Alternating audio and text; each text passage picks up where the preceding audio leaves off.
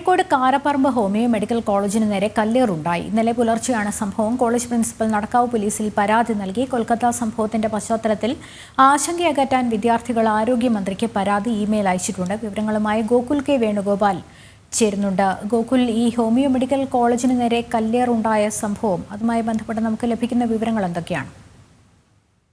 ായിരുന്നു homeo medical college ആശുപത്രിക്ക് നേരെ കല്ലേറുണ്ടായത്.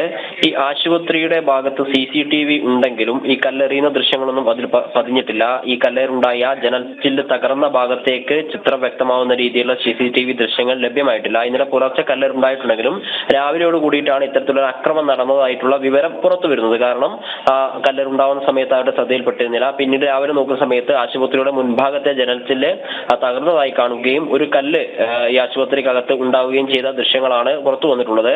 പിന്നീട് മെഡിക്കൽ കോളേജ് ആശുപത്രി സൂപ്രണ്ട് നടക്കാവ് പോലീസ് സ്റ്റേഷനിൽ പരാതി നൽകിയിട്ടുണ്ട്. പോലീസ് സ്റ്റേഷനിൽ വിളിക്കുന്ന സമയത്ത് ഹോസ്പിറ്റലിൽ നിന്ന് ഇത്തരത്തിലുള്ള വിവരം ലഭിച്ചിട്ടുണ്ട് എന്നും അതുമായി ബന്ധപ്പെട്ട അന്വേഷണം നടന്നു വരുന്നേ ഉള്ളൂ എന്നാണ് മനസ്സിലാക്കാൻ വേണ്ടി സാധിച്ചിട്ടുള്ളത്, പോലീസിൽ നിന്ന് പറഞ്ഞിട്ടുള്ളത്. അതോടൊപ്പം തന്നെ ഈ വിദ്യാർത്ഥികൾ ഉൾപ്പെടെയുള്ള ആളുകൾ ആരോഗ്യമന്ത്രിക്ക് ഒരു ഇമെയിൽ സന്ദേശവും അയച്ചിട്ടുണ്ട്.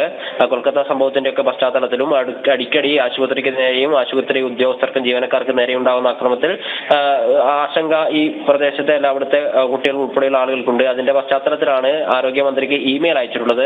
എന്നാൽ ഈ ഇമെയിലിൽ മറുപടി ഒന്നും ലഭിച്ചിട്ടില്ല എന്നാണ് ആശുപത്രി അധികൃതരുമായി ബന്ധപ്പെടുന്ന സമയത്ത് നമുക്കറിയാൻ വേണ്ടി സാധിക്കുന്നത്.